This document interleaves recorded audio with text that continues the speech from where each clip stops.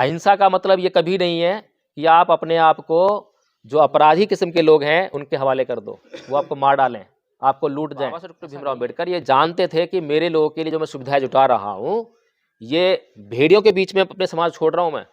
ये भेड़िए जो है जब इनको दाव मिलेगा, जब इनको मौका मिलेगा तो इनको खाने में कसर नहीं छोड़ेंगे।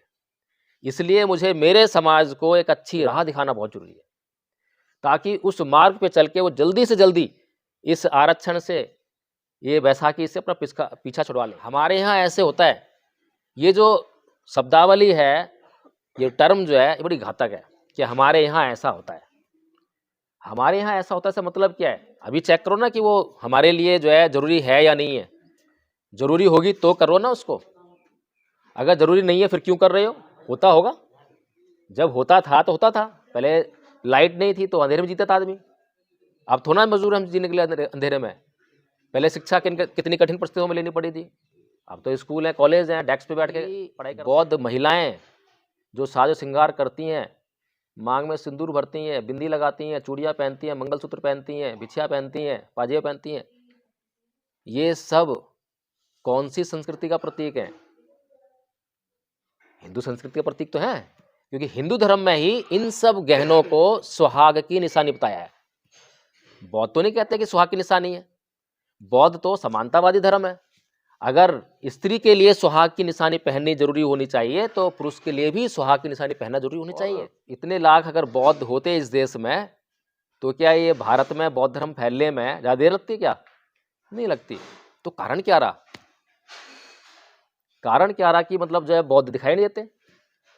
कारण ये रहा कि बौद्ध धर्म के अपनाने के नाम पर कुछ बातों में परिवर्तन कर पाए, और बौद्ध धर्म का जो गुण था उसको कभी अपना ही नहीं पाए। गुण से बुद्ध कोई भी बात बोल रहे हैं तो सिर्फ एक ही उद्देश्य को रखकर बोल रहे हैं कि मनुष्य का कल्याण होना चाहिए। कोई रूल नहीं, कोई नियम नहीं, कोई सिद्धांत नहीं, और जो सिद्धांत हैं वो भी मनुष्य के कल्याण के लिए बदले जा सकते हैं। जब भी ऐसा लगे कि इस सिद्धांत से मनुष्य का भला नहीं होगा, इस सिद्धांत से मनुष्य का कल्याण नहीं होगा, तुरंत बदल दो, कोई रिजिडनेस नहीं है। इससे अच्छा धर्म कहाँ मिलेगा? किसी धर्म में ये बात नहीं है। कोई धर्म जो है मनुष्य के कल्याण के लिए अपने सिद्धांतों में परिवर्तन करने के लिए राजी नहीं है। गैलीलियो को सजा क्यों मिली? सुकरात ने जहर का प्याला क्यों पिया? गैलीलियो ने अपनी दूरबीन लगा के आकाश में देखा और देख के ये बताया कि भाई ये जो ईसाइयों की बाइबल जो कहती है सूरज और चांद सितारों के बारे में, पृथ्वी के बारे में, तो गलत है, ऐसा नहीं है। अब वो देखकर जो है सच्चाई बयां कर रहा है, और इसलिए जो है उसको सजा भुगतनी पड़ी। समझ रहे हैं? तो क्यों भुगतनी पड़ी? क्योंकि ईसाई धर्म जो है अपनी मान्यताओं में, अपने सिद्धांतों में, अपने रिवाजों में परिवर्तन करने के लिए तैयार नहीं है। जब बाबा साहेब इलेक्शन लड़ रहे थे लोकसभा का, तो कांग्रेस ने एक अदना सा खिलाड़ी जो है, क्रिकेट खिलाड़ी, उनके सामने खड़ा कर दिया और वो उससे चुनाव हार गए। समाज क्या दे पाया? कुछ भी नहीं। लेकिन आजीवन जब तक वे मरे तब तक इस समाज के लिए ही जिए। तो जब धर्म परिवर्तन की बात आई तो तब वो कैसे चूक सकते थे समाज के लिए काम करने में? तब भी कोई बेईमानी नहीं, रत्ती भर बेईमानी नहीं, 1% भी अपने लिए कुछ नहीं। सारा जो त्याग, समर्पण, बलिदान जो है अगर अपने लोगों के लिए किया है, इस समाज के लिए किया है, इस देश के लिए किया है, तो इस देश के लिए, इस देश के लोगों के लिए एक कल्याणकारी धर्म होना ही चाहिए। बहुत अध्ययन किया फिर, और अकेले बौद्ध धर्म का अध्ययन नहीं करा। अगर खाली बौद्ध धर्म का अध्ययन किया तब भी दोष लगता कि आपने तो पढ़ा ही वो था इसलिए वही अपना लिया, दूसरे तो पढ़े ही नहीं आपने। सभी धर्मों का अध्ययन किया।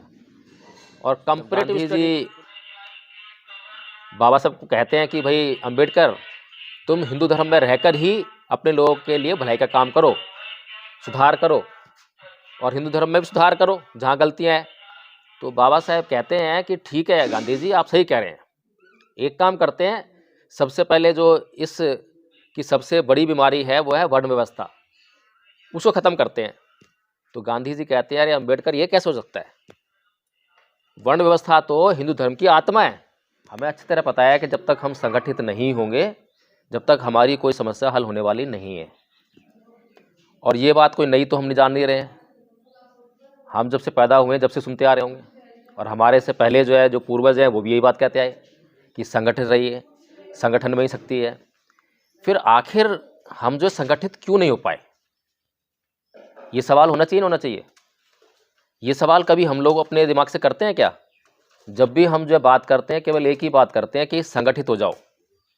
अभी भी समाज में एक चर्चा चल रही है कि मायावती है, रावण है, और भी जो जैसे राजेंद्र पाल गौतम जी हैं, ये सारे नेता अगर इकट्ठे हो जाएं तो हम लोग इस देश में जो है राजनीति प्राप्त कर लेंगे, शक्ति प्राप्त कर लेंगे। सभी जानते हैं, तो बड़ी मोटी मोटी बात है, 5 साल का बच्चा भी जानता है। तो वो भिक्खू बोला कि भाई बात तो आप बिल्कुल ठीक कह रहे हैं, इसको तो 5 साल का बच्चा भी जानता है कि ये करना चाहिए और ये नहीं करना चाहिए, लेकिन जब आचरण की बात आती है तब 60 साल का बुढ़ा भी इस बात पे आचरण नहीं कर पाता। तो हमारी समस्या ये नहीं है कि हम जानते नहीं हैं, हम जानते हैं, लेकिन हमारी समस्या ये है कि उसका फॉलोअप नहीं मिल पा रहा, उस पर आचरण नहीं हो पा रहा। तो जो आचरण नहीं हो पा रहा, तो हमारी असली समस्या जो है कि आचरण क्यों नहीं हो पा रहा, वो एक जो प्रश्न चिन्ह है वो हमारी असली समस्या है और होनी चाहिए।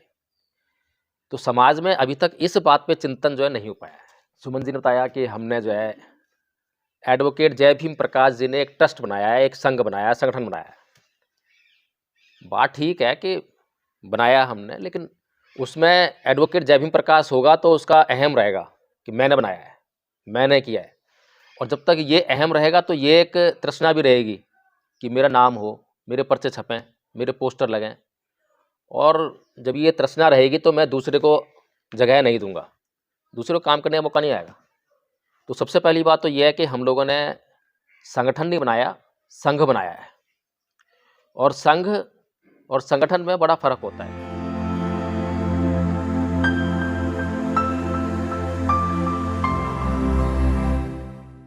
समाज को इकट्ठित करना, क्योंकि हमारे समाज में 2 संस्कृतियाँ चली हुई हैं, एक ब्राह्मणवादी और एक समतावादी।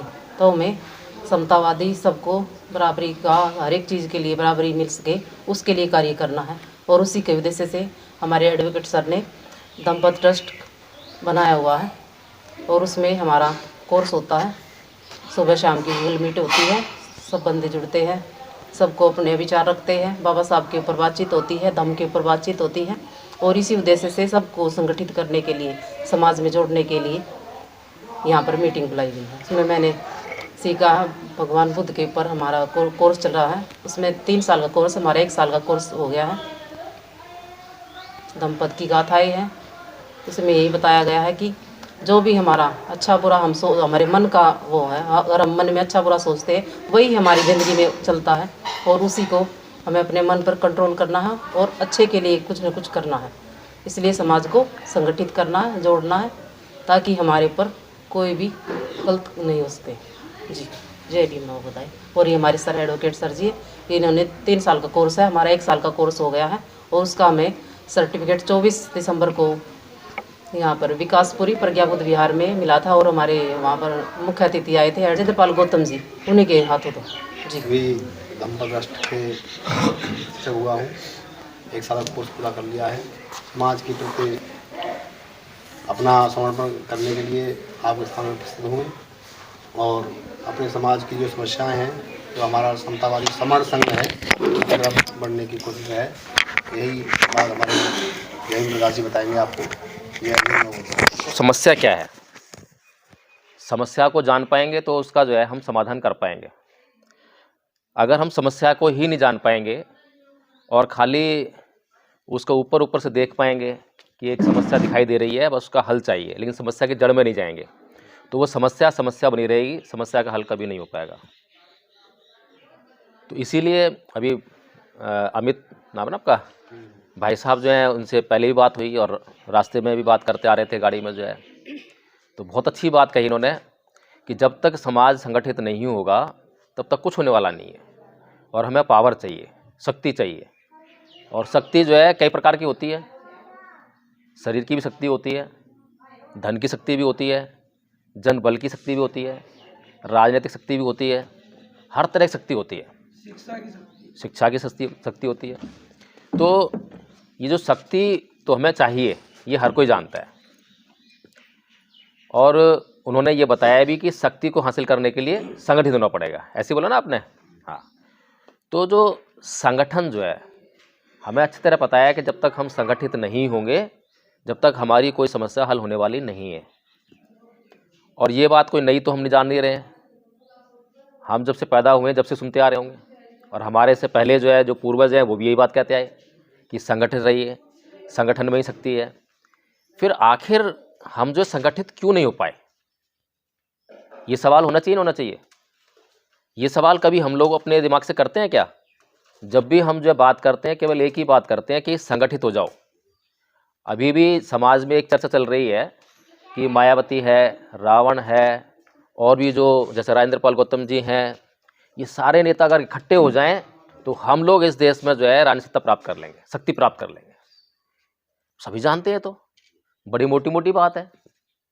एक बार भगवान बुद्ध के पास जो है एक बुढ़िया गई और बोली, भगवान बुद्ध मैं आपका धम्म जानना चाहती हूँ, मैं बिल्कुल अनपढ़ हूँ, बहुत विद्वान नहीं हूँ, बहुत बारीक बारीक बातें मैं नहीं जान सकती हूँ, तो बहुत कम शब्दों में और आसानी से समझ सकूँ वो बताइए कि धम्म है क्या। तो भगवान बुद्ध बोले कि सब पापस अकर्णं कुशल संपदा सचित प्रयुतपन्नं एतं बुद्धानुशासन, कि सभी पाप कर्मों का ना करना और सभी पुण्य कर्मों यानी अच्छे कर्मों का करना, और अच्छे और बुरे कर्मों के बीच के भेद को जानने के लिए अच्छे और सच्चे चित्त का निर्माण करना, यही धम्म है। बता दिया बुढ़िया को। यही बात जो है, एक भिक्खु चीन में गया, वहाँ का भी राजा था, तो उसके दरबार में उसको बुलाया गया कि भाई कोई योग्य भिक्खु को बुला के लाओ। तो योग्य भिक्खु को बुलाया गया, उसको जो है उससे पूछा भाई धम्म क्या है, तो उसने भी ये कह दिया। तो राजा बोला कि भाई ये तो बहुत आसान सी बात है, सभी जानते हैं कि पाप कर्म का करना ना करना और पुण्य कर्म का करना, ये तो सभी जानते हैं, तो 5 साल का बच्चा भी जानता है। तो वो भिक्खु बोला कि भाई बात तो आप बिल्कुल ठीक कह रहे हैं, इसको तो 5 साल का बच्चा भी जानता है कि ये करना चाहिए और ये नहीं करना चाहिए, लेकिन जब आचरण की बात आती है तब 60 साल का बुढ़ा भी इस बात पे आचरण नहीं कर पाता। तो हमारी समस्या ये नहीं है कि हम जानते नहीं हैं, हम जानते हैं, और ऐसा भी नहीं है कि हमारे पास कुछ सामग्री नहीं है पढ़ने लिखने के लिए। बाबा साहब डॉक्टर भीमराव अम्बेडकर ने बड़ी मेहनत से बहुत सारा साहित्य लिख के रखा हुआ है, सारी बातें लिख के दी हैं कि हमें क्या क्या समस्याएं फेस करनी पड़ सकती हैं, उसका क्या समाधान होगा। लेकिन हमारी समस्या ये है कि उसका फॉलोअप नहीं मिल पा रहा, उस पर आचरण नहीं हो पा रहा। तो जो आचरण नहीं हो पा रहा, तो हमारी असली समस्या जो है कि आचरण क्यों नहीं हो पा रहा, वो एक जो प्रश्न चिन्ह है वो हमारी असली समस्या है और होनी चाहिए। तो समाज में अभी तक इस बात पे चिंतन जो है नहीं हो पाया है। अभी सुमन जी ने बताया कि हमने जो है एडवोकेट जय भीम प्रकाश जी ने एक ट्रस्ट बनाया है, एक संघ बनाया है, संगठन बनाया है। बात ठीक है कि बनाया हमने, लेकिन उसमें एडवोकेट जय भीम प्रकाश होगा तो उसका अहम रहेगा कि मैंने बनाया है, मैंने किया है। और जब तक ये अहम रहेगा तो ये एक तृष्णा भी रहेगी कि मेरा नाम हो, मेरे पर्चे छपें, मेरे पोस्टर लगें। और जब ये तृष्णा रहेगी तो मैं दूसरे को जगह नहीं दूंगा, दूसरे को काम करने का मौका नहीं आएगा। तो सबसे पहली बात तो ये है कि हम लोगों ने संगठन नहीं बनाया, संघ बनाया है। और संघ और संगठन में बड़ा फ़र्क होता है। संगठन में जो है बहुत से लोग बुराई करते नजर आपको आए होंगे कि पद होता है, प्रतिष्ठा होती है, माइक होता है, मंच होता है, ये चीज़ें तो होती हैं, लेकिन संगठन का अपनी जगह महत्व है और संघ का अपनी जगह महत्व है। संघ का एक विस्तृत उद्देश्य होता है, बड़ा उद्देश्य होता है, और संघ के उस उद्देश्य को पूरा करने के लिए बहुत तरह के कार्य करने पड़ते हैं। जैसे कि हमने धम्मपथ ट्रस्ट बनाया, तो धम्मपथ ट्रस्ट जब बनाया तो उसमें फाइनेंस को भी देखना है कि भाई फाइनेंस कहाँ से आएगा, कैसे मैनेज करना है। फिर एक मैनेजमेंट की भाई कोई प्रोग्राम होगा तो उसको मैनेज करने की जिम्मेदारी किस पे हो। तो 2 तरह के काम आ गए। तो अगर प्रोग्राम को मैनेज करना है कि प्रोग्राम कहाँ पे होगा, कैसे होगा, टेंट वाला कहाँ पे से लाना है, तो ये व्यवस्था देखने के लिए अगर जो संस्थापक है धम्मपथ ट्रस्ट का वही सारा काम करे, फाइनेंस है उसको भी देखने का काम वही करे, तो जो धम्मपथ ट्रस्ट का उद्देश्य कभी पूरा नहीं हो पाएगा। इसीलिए क्या करा कि उस संघ ने एक विशेष कार्य के लिए एक विशेष संगठन बना दिया, और संगठन बना के फाइनेंस कमेटी अलग बना दी कि भाई तुम्हारा काम है फाइनेंस देखना, और संघ के अंदर जितने भी लोग हैं आप जिसको आदेश करोगे वो एक कार्यकर्ता की भांति आपके आदेश का पालन करेगा। संस्थापक भी उसमें शामिल है। संस्थापक को भी आपको आदेश करना होगा, आदेश करोगे तो वो भी कार्यकर्ता की तरह काम करेगा। इसी तरह से मैनेजमेंट की बुनियादी प्रोग्राम मैनेजमेंट कमेटी कि जब भी कोई प्रोग्राम होगा तो उसकी मैनेजमेंट की सारी जिम्मेदारी जो है आपकी होगी। कितनी कुर्सियाँ लगनी है, कितने आदमी आ रहे हैं, क्या खाना करना है, कैसे करना है, सारा जिम्मेदारी आपकी होगी। तो ये हुए संगठन। संगठन जो है संघ के उस उद्देश्य को पूरा करने के लिए बनाए जाते हैं। संगठन में बुराई कब पैदा हो जाती है? जब उसमें जो पद प्रतिष्ठा का मामला आता है, अहम आ जाता है। और ये अहम जो है यही सबसे बड़ी समस्या है कि हम संगठित नहीं हो पाते। भगवान बुद्ध ने हमें बहुत ही शानदार, बहुत सुंदर धर्म दिया और परम पूज्य बाबा साहेब डॉक्टर भीमराव अंबेडकर ने उसकी तरफ इशारा भी किया। और जब परम पूज्य बाबा साहेब डॉक्टर अंबेडकर ने 14 अक्टूबर 1956 को धर्म परिवर्तन किया तो उनके भीतर हमारा विश्वास था, आस्था थी, श्रद्धा थी बाबा साहेब के अंदर कि बाबा साहेब हमारे मसीहा हैं, दलितों के मसीहा हैं, हमारे लिए उन्होंने इतना त्याग किया है, समर्पण किया है। तो उनके अंदर इतनी श्रद्धा थी, जैसे कि हम लोग लाइक करते हैं ना, किसी हीरो को लाइक करते हैं तो उसके पीछे पीछे हम जो है कुछ भी कर लेते हैं। जैसे कि सलमान खान को कोई बच्चा लाइक करता है तो जैसे सलमान खान ने हेयर कट करा लिए वैसे ही उसके हेयर कट दिखाई देगा। जैसे कपड़े लेकर आएगा वैसे कपड़े पहन लग जाएगा, जैसे जूते पहनेगा वैसे जूते पहनेगा। तो फॉलोअप होता है, अपने एक आदर्श जिसको मान लेता है उसका फॉलोअप होता है। तो ऐसे ही परम पूज्य बाबा साहेब अम्बेडकर को जब हमने फॉलो किया 14 अक्टूबर 1956 को, तो लाखों लोगों ने उनके पीछे बौद्ध धर्म की दीक्षा ले ली, बौद्ध धर्म अपना लिया, हिंदू धर्म छोड़ दिया। अब हमारे समाज के सामने बड़ी समस्या है, बड़ी भारी समस्या है कि बाबा साहेब डॉक्टर भीमराव अंबेडकर ने हमें बौद्ध धर्म क्यों दिया, बौद्ध धर्म ही क्यों दिया। और भी एक तो चलो हिंदू धर्म में तो थे ही, हिंदू धर्म छोड़ा, क्यों छोड़ा सबको पता है कि बहुत ही बुरी स्थिति में आ गए थे हम लोग जो, और उस स्थिति से बाहर निकालने के लिए हिंदू धर्म के पास कोई रास्ता नहीं था। जब गांधी जी बाबा साहब को कहते हैं कि भाई अंबेडकर तुम हिंदू धर्म में रहकर ही अपने लोगों के लिए भलाई का काम करो, सुधार करो और हिंदू धर्म में भी सुधार करो जहाँ गलतियाँ हैं, तो बाबा साहेब कहते हैं कि ठीक है गांधी जी आप सही कह रहे हैं, एक काम करते हैं, सबसे पहले जो इस की सबसे बड़ी बीमारी है वो है वर्ण व्यवस्था, उसको ख़त्म करते हैं। तो गांधी जी कहते हैं अरे अंबेडकर ये कैसे हो सकता है, वर्ण व्यवस्था तो हिंदू धर्म की आत्मा है। तो बाबा साहेब ने कह दिया भाई ठीक है, अगर ये आत्मा है तो यही हमारी समस्या की असली जड़ है। अगर ये ख़त्म नहीं हो सकती और ये ख़त्म होती हिंदू धर्म ढह जाएगा तुम्हारा जो है, तो फिर उसका फ़ायदा कुछ नहीं वहाँ रहने का। तो हिंदू धर्म छोड़ दिया। और जब हिंदू धर्म छोड़ा 13 अक्टूबर सन 1935 को ये घोषणा की थी कि मैं हिंदू धर्म में पैदा हुआ, मेरे बस की बात नहीं थी, लेकिन मैं हिंदू धर्म में मरूंगा नहीं। उसके बाद ही पूरे देश में हलचल शुरू हो गई, सभी धर्मों के लोगों में हलचल शुरू हो गई। सभी धर्म के लोग जो हैं, नेता धर्म के, वो ये चाह रहे थे कि बाबा साहेब जो हैं उनके धर्म को स्वीकार कर लें। ईसाई लोग चाह रहे थे कि ईसाई बन जाएं, मुसलमान चाह रहे थे कि वो मुसलमान बन जाएं, सिख चाह रहे थे सिख बन जाएं वो जो है, जैनी चाह रहे थे कि वो जैन बन जाएं। सबकी इच्छा थी और सबने जो है अपने अपने हिसाब से कुछ ना कुछ जो है पेशकश भी की। सिख बनने के लिए पटियाला की रियासत के महाराजा ने पेशकश की, भाई आपको जो है आधी जमींदारी दी जाएगी या कुछ भी जो है। निज़ाम ने हैदराबाद के जो है उनने भी बहुत सारी पेशकश की, आपको इतने रुपए दिए जाएंगे, आपके लोग सुखी रहेंगे। लेकिन अगर बाबा साहेब के लिए धर्म निजी मामला होता तो ज़रूर वो जो है ये सब जो है स्वीकार कर लेते, कुछ भी ले लेते। लेकिन बाबा साहेब ने अपनी ज़िंदगी जो है इस समाज के नाम कर रखी थी कि इस ज़िंदगी पर मेरा तो कोई अधिकार है ही नहीं, ये ज़िंदगी मेरे समाज के लोगों के लिए है। और इस बात को मुझे कहने में किसी प्रमाण को देने की आवश्यकता नहीं है। आप सभी जानते हैं कि बाबा साहेब ने क्या क्या कष्ट झेले और इस समाज ने बाबा साहेब को क्या दिया दुत्कार के अलावा। बाबा साहेब को कभी सम्मान तो नहीं मिला समाज से। जब बाबा साहेब इलेक्शन लड़ रहे थे लोकसभा का, तो कांग्रेस ने एक अदना सा खिलाड़ी जो है, क्रिकेट खिलाड़ी, उनके सामने खड़ा कर दिया और वो उससे चुनाव हार गए।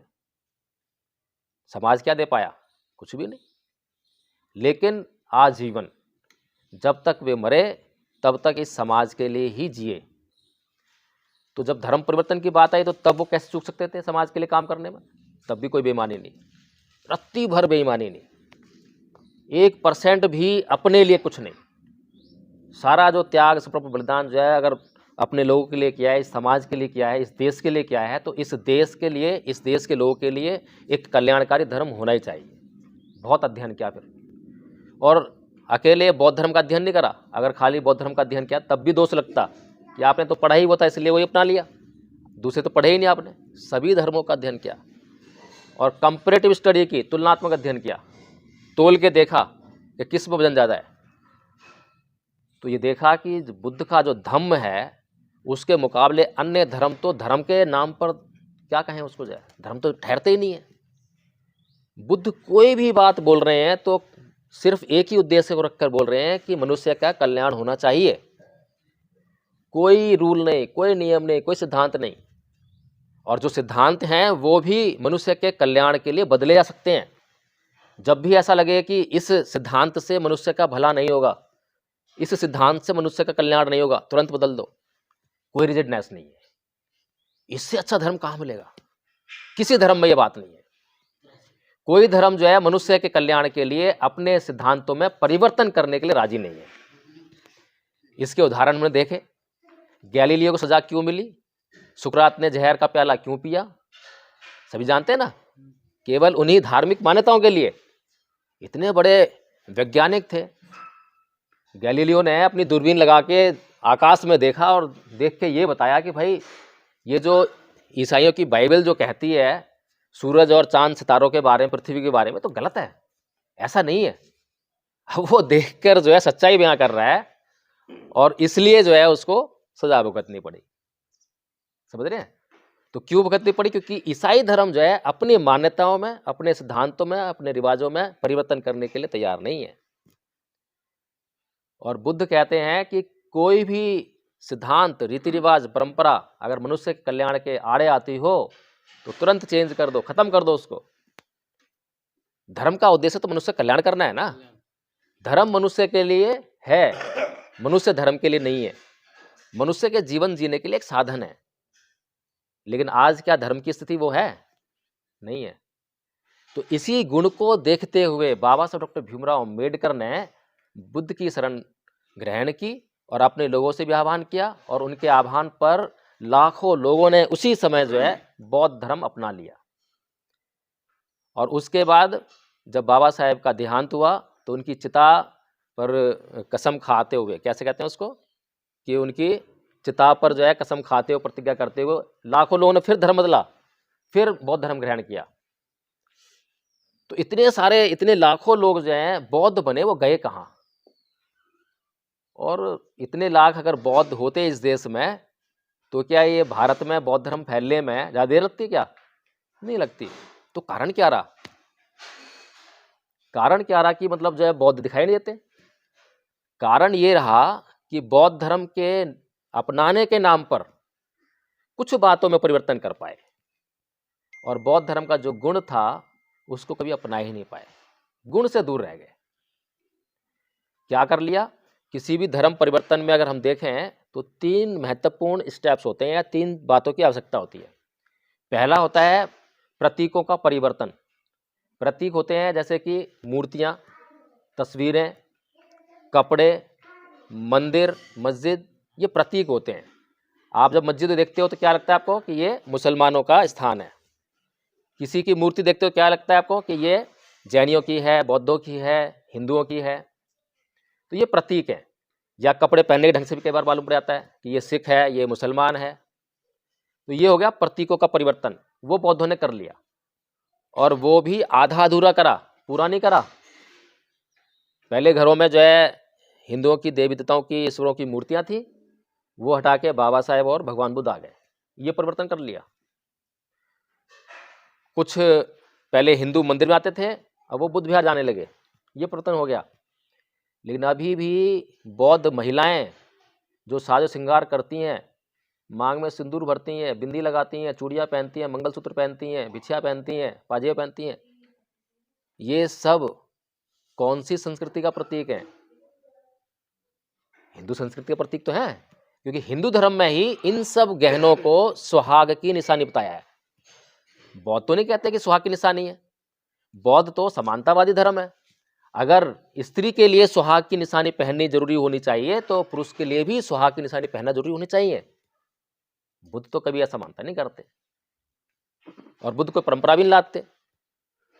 बुद्ध ये भी नहीं कहते कि भाई जब पति मर जाए तो तेरे को सती होना पड़ेगा, ये तो हिंदू धर्म ही कहता है, और उसी नारी को किस तरीके से प्रताड़ित करता है। तो एक तो परिवर्तन हो गया प्रतीकों का, वो हमने कुछ हद तक कर लिया लेकिन पूरा नहीं कर पाया। ईमानदारी नहीं है ना, ईमानदारी होती तो हम पूरा बदल देते बिल्कुल, जो है कि नहीं बिल्कुल बदलना है। दूसरा परिवर्तन होता है रीति रिवाज, परंपराओं और तीज त्योहारों का परिवर्तन। जो हमारे उत्सव हैं, त्योहार हैं, उनको बदल देना।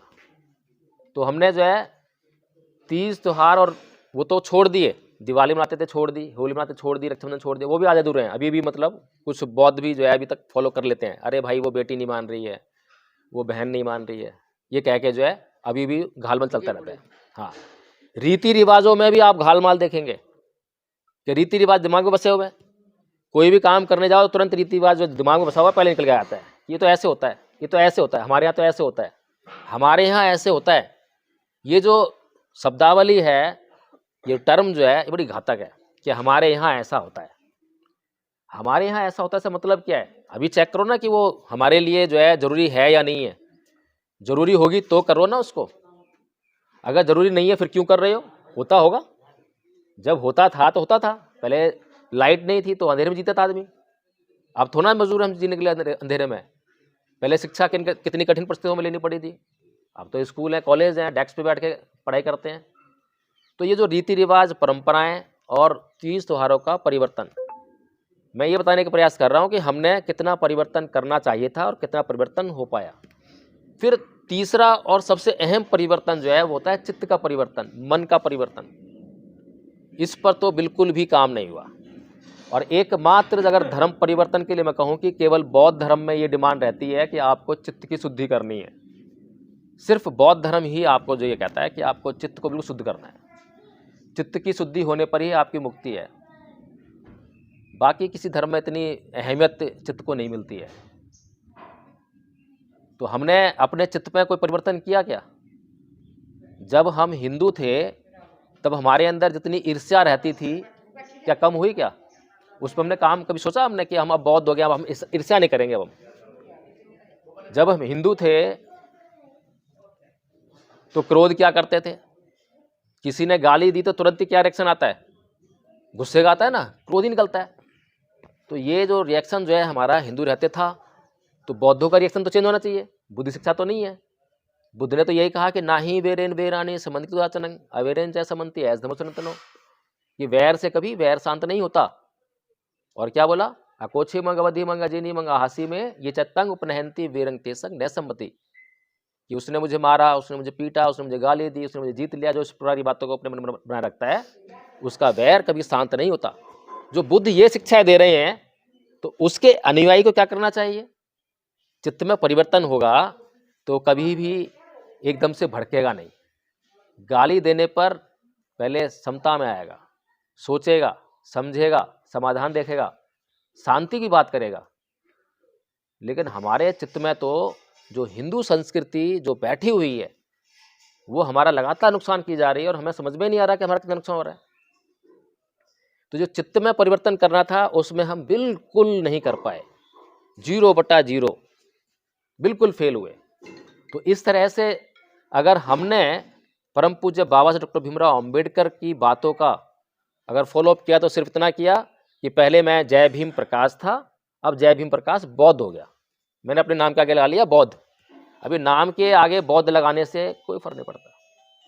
मेरा कल्याण तो तब होगा जब मेरे चित्त की दशा सुधरेगी।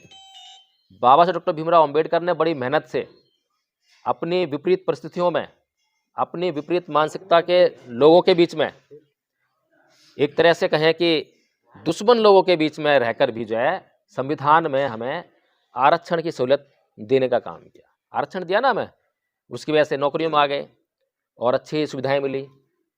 लेकिन बाबा साहब डॉक्टर भीमराव अंबेडकर ये जानते थे कि मेरे लोगों के लिए जो मैं सुविधाएं जुटा रहा हूँ, ये भेड़ियों के बीच में अपने समाज छोड़ रहा हूँ मैं, ये भेड़िए जो हैं जब इनको दाव मिलेगा, जब इनको मौका मिलेगा तो इनको खाने में कसर नहीं छोड़ेंगे।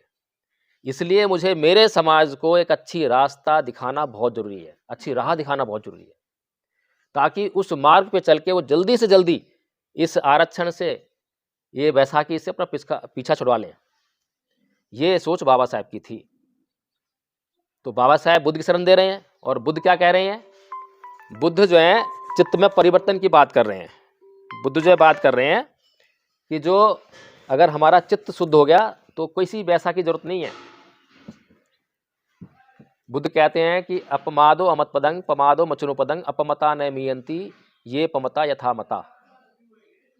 यानी कि जो प्रमाद है वो मृत्यु पद के समान है, और अप्रमाद वो अमृत पद के समान है।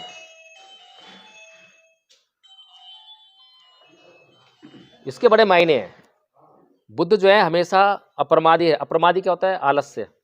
प्रमाद होता है आलस्य। हम लोग जो है आलस के कारण बहुत सारे काम नहीं कर पाते। और प्रमाद क्या होता है? राग। जैसे कि हमारे बच्चे जब पढ़ाई करते हैं तो जो उन्हें पढ़ाई करनी चाहिए तो उस वक्त उनके सामने कुछ ऐसी चीज़ें आती हैं जिससे कि उनका मन पढ़ाई में से हटके और वहाँ लग जाता है। तो पढ़ाई से डिस्ट्रैक्ट हुए तो उसको पढ़ाई कहाँ होगी? तो पढ़ाई से जो लक्ष्य प्राप्त करना था वो नहीं कर पाए। अब ऐसा नहीं है कि हमारे लोगों के पास दिमाग नहीं है, सब कुछ है, लेकिन सहूलतें नहीं थी हमारे पास, अब सहूलतें भी आ रही हैं। तो क्या हम अब जो है अपना आरक्षण छोड़ रहे हैं क्या? जब हमारे पास सहूलतें नहीं थी, अच्छे मकान नहीं थे, लाइट नहीं थी, कूलर नहीं था, फ्रिज नहीं थे, एसी नहीं थे, तब तो समझ में आती थी कि भाई कष्ट हो रहा है। लेकिन जब कष्ट में भी पढ़ रहे थे और आज इतनी सुविधाएं हो गई हैं तो आप सुविधाओं में नहीं पढ़ पा रहे हैं। कारण क्या है? कारण बस वही है कि बुद्ध की बातों का, बुद्ध के सिद्धांतों का फॉलो अप नहीं आ पा रहा है। बुद्ध कहते हैं कि जीवन में दुख को ढूंढो, और हम कौन संस्कृति को मानने वाले हैं जो कहती है कि जीवन में सुख को ढूंढो। जब हम जीवन में सुख को ढूंढेंगे तो सुख को ढूंढ के करेंगे क्या? क्या करेंगे जी? सुख को ढूंढ के जैसे सुख आएगा उपभोग करेंगे। सुख का तो यही है।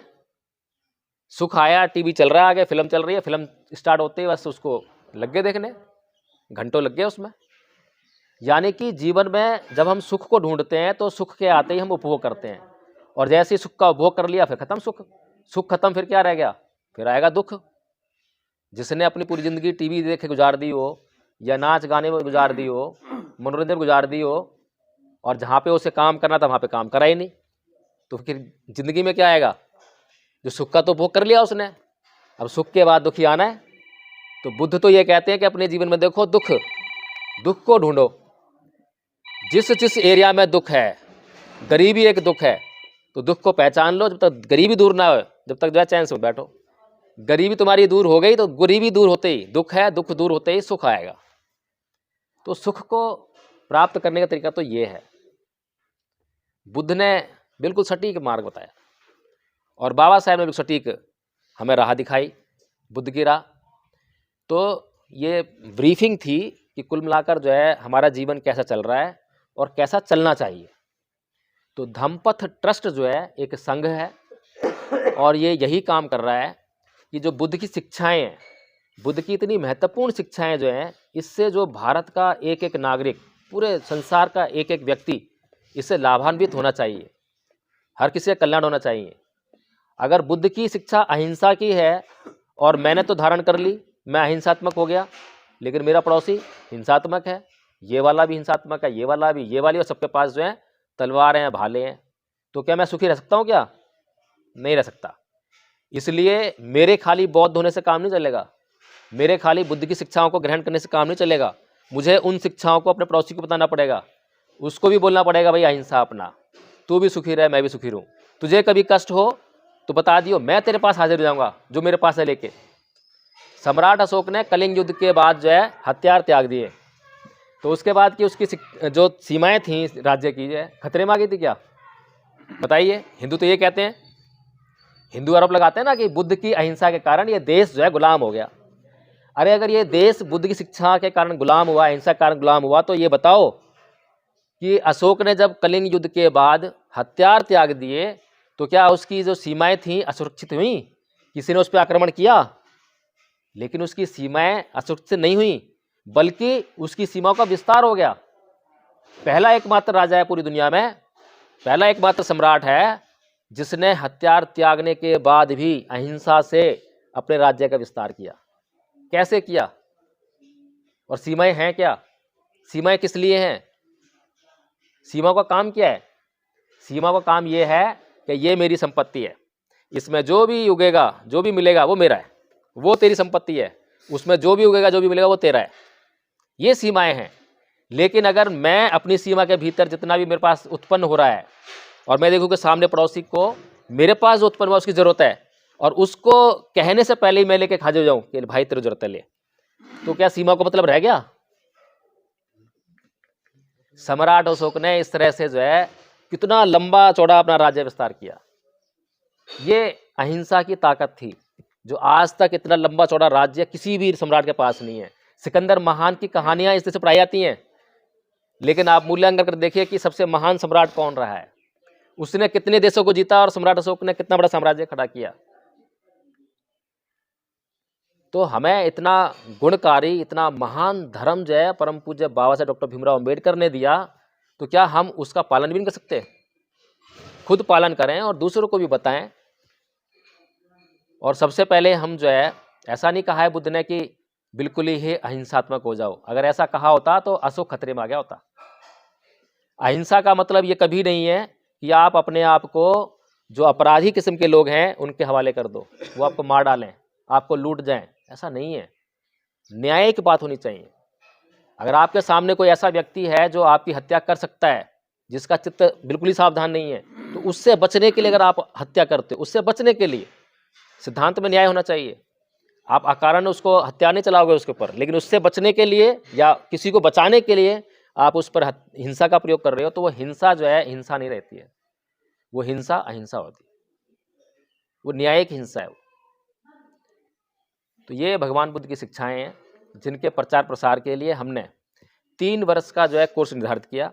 पहले वर्ष का कोर्स बहुत ही मामूली रखा है, उसमें हमने जैसे प्राइमरी एजुकेशन होती है बच्चों की, उस तरह से बनाया है उसको, और इतना आसान है कि कोई भी कर सकता है। हमारे साथ में 2 आचार्य बैठे हुए हैं। हमने आचार्य कहा है, वैसे पाली में उपाध्याय कहते हैं, जो पाली का शब्द है उपाध्याय, तो उसका हिंदी जो अनुवाद है वो है उपाध्याय। तो आगे से हम इसको भी चेंज करेंगे और इसको जो है उपाध्याय ही कहेंगे। ये ले दो। और दोनों आचार्य में बैठे हुए हैं। पूरा कोर्स जो आपके हाथ में आ रहा है, ये सारा कोर्स इन्होंने किया हुआ है। पाली में भी इनको याद है और उसकी हिंदी भी याद है। और ये कोर्स जो है हम लोग, कोई भी हमारे सामने आता है, बैठता है, तो 1 या 2 दिन में मुश्किल से हम जो है उसको सिखा देते हैं, रटा देते हैं। सुमन जी बैठी हैं, इनको 10 गाथाएं याद है पाली में, जबकि आप पाली को संस्कृत समझते होगे। आपने पाली नाम भी पहले सुना होगा, पहली बार सुना होगा, इससे पहले शायद नहीं सुना होगा। है जी, सुनाया तो जो, हाँ सुना तो बहुत पहले था। जी जी जी,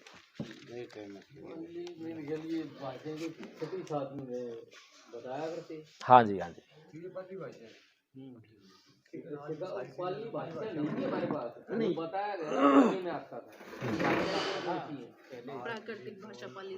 तो जो एक सवाल था वो रह गया। हाँ जी भाई साहब, 1708 का कितने आसन हुए संस्कृत का?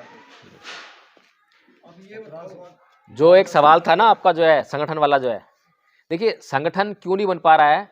क्योंकि हमारे चित्त में विकार हैं, काम क्रोध मोह लोभ द्वेष तृष्णा ईर्ष्या, ये सारे जो है विकार होने की वजह से। अब ईर्ष्या है, मैं चाहता हूँ कि मैं नेता बन जाऊँ, वो चाहता है कि वो नेता बन जाए, वो चाहता है कि उसका नाम हो, मैं चाहता हूँ मेरा नाम हो। जब तक ये नेता बनना, हाँ, ये कमी है कि नेता ही नहीं बनना चाहती जी, जब तक नेता नहीं बने कुछ होगा नहीं, नेता बने, लेकिन नेता बने नेतृत्व करने के लिए। नेतृत्व है नहीं, नेतृत्व तो है नहीं, खाली सिर्फ नाम चमकाने के लिए। ईगो है ना, अपने ईगो को सेटिस्फाई करने के लिए जो काम होता है। अगर एक नेता अपने आप को ये बोले कि मैं एक दिन में ही नेता बनना चाहूँ, हाँ उसी से ही रहेगी बिल्कुल, कि अभी मेरे को सत्ता चाहिए, अभी सत्ता कैसे मिल जाएगी? सब बाबा साहब नहीं मानना है, काशीराम नहीं मानना है,